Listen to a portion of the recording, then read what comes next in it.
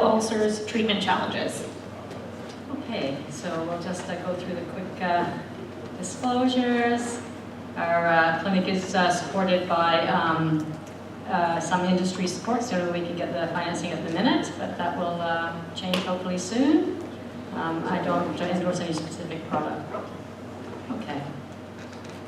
So I was walking through the airport yesterday and I saw this sign that I think it was an internet company or something, and their sort of slogan was something like this: what is impossible today, tomorrow will be possible. And I thought, you know, when it comes to wound care, when I started many years ago, we were doing transactional wound care with changing a dressing and so on, and heel ulcers were kind of chronic, and it's just something you kind of expected. People get bed sores, lots of people have diabetes, whatever, you just put a sort of Band-Aid on there and just hope they get better, maybe put a pillow under there or something like that, and just that's the end of the story. If it was a really nasty heel ulcer, well, they're going to have an amputation. So that was that. Things have changed. Because things have changed, our model of care needs to change and our model of funding needs to change. I think there's been a lot of conversation around that in this room. So a heel ulcer, what is a heel ulcer?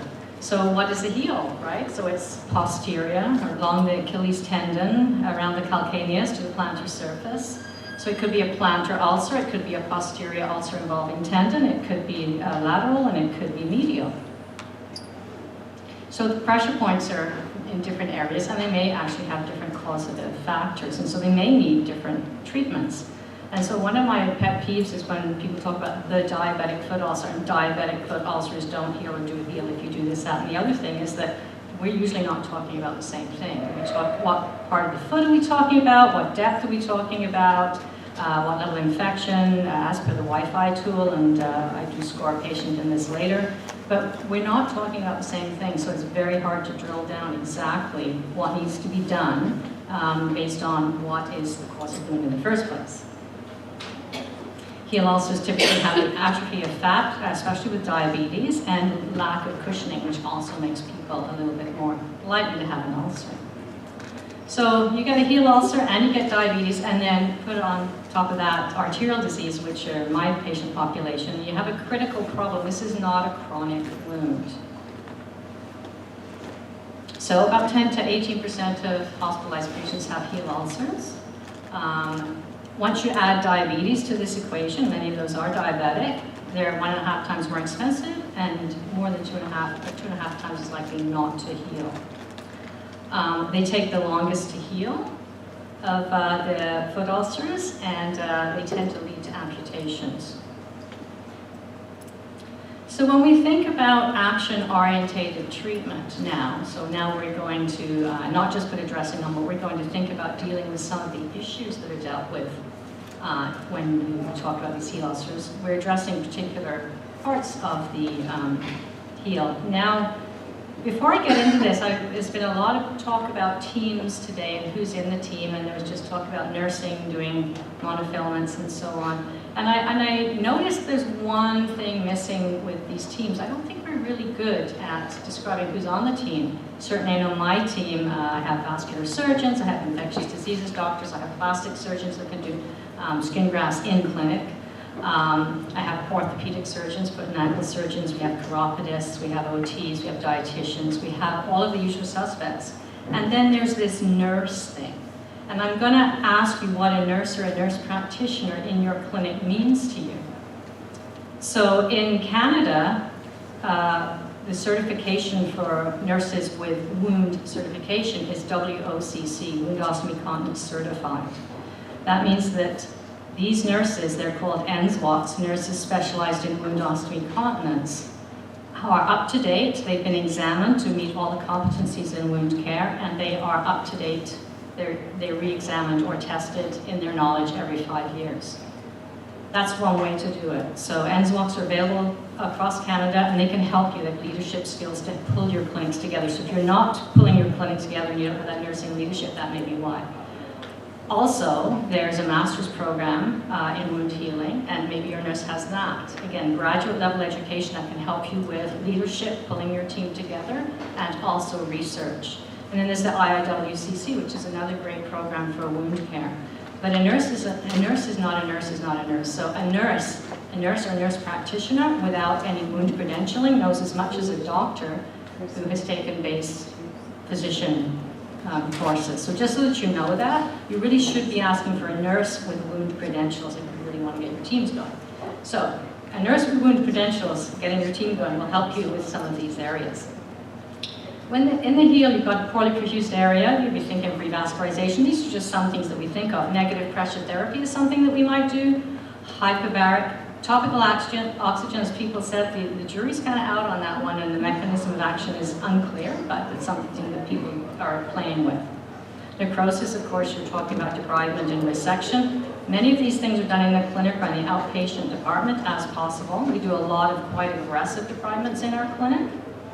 We also do ultrasound debridement. We did that randomized control trial showing that we got better tissue response in the vascular lower extremity wounds.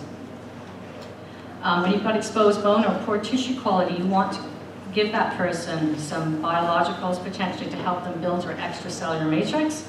And sometimes calcium sulfate products may help strengthen that bone. So there are things we can do to help. Now, keep in mind that all of these people have seen the vascular surgeon, all of these people are followed by infectious diseases. So those bits are done. They've all seen the chiropodist for the offloading.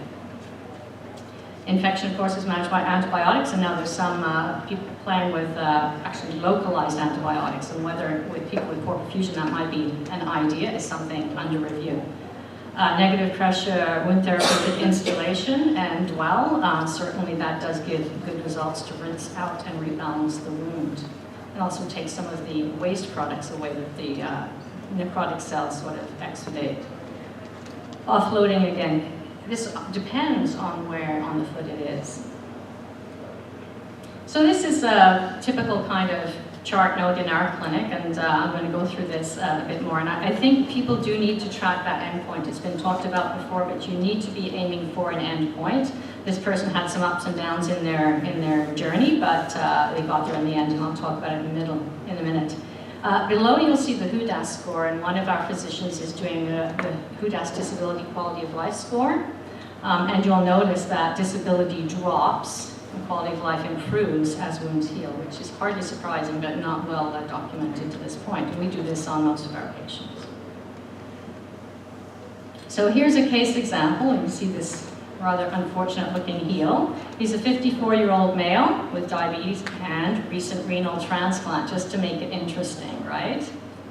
This is a chronic right heel ulcer. How is it possible that somebody with a recent renal transplant has a chronic ulcer that nobody knows about and is addressing? This is unfortunate, this word chronic. Increasingly painful for 10 days. Now his white count's going up. Voppy and foul smelling. Eschar and callus. So dry tissues debrided at the bedside. Deep slough. So this is what the vascular team were doing. They're removing it with gauze. They didn't find any bone under there, but they're suspect for osteomyelitis. His Wi-Fi score, and yes, we do Wi-Fi, and I hope you all do now. You know where the app is apparently, so this is great. And you'll see how this changed from the initial management to the later management. His amputation risk was high when we first saw him, and we got him down to very low, which is exactly where we want to be. And it's actually very satisfying to do this. If you score somebody at the beginning and then after your treatment, it'll keep you going. So the OR debridement was done. All of the tissues over the calcaneus were infected and necrotic. This is from the OR notes. Brown, malodorous fluid, that cannot be good, right? From both sides of the calcaneus.